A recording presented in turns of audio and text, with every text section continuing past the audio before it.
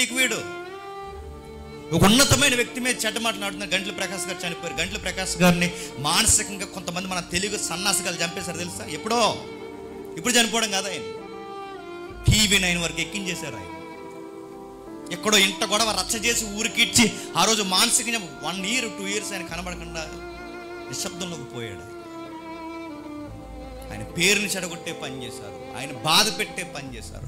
చివరికి ఆయన ఊరేగించేశారు, రకరకాల మాటలు అన్నారు, కోర్టుకి తీసుకెళ్లారు, TV9కి ఎక్కించేశారు. ఆ రోజే మానసికంగా చచ్చిపోయాడు.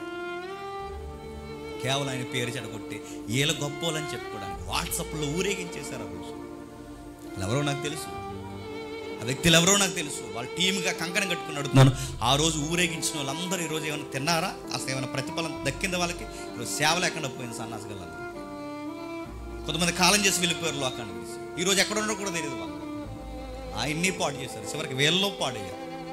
నేను అడుగుతున్నాను, ఎదుటోడు పేరు చెడగొట్టితే మీకు పేరు వస్తుంది అనుకోవడం దీనికన్నా సాతాను లక్షణం ఏమీ లేదు.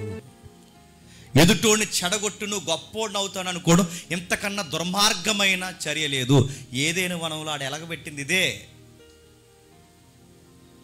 మానవ జాతిని బాగుపడడం లేదు, చివరికి వాడు దేవుని దృష్టిలో బాగుపడ్డం. ఇది సాతాను లక్షణము.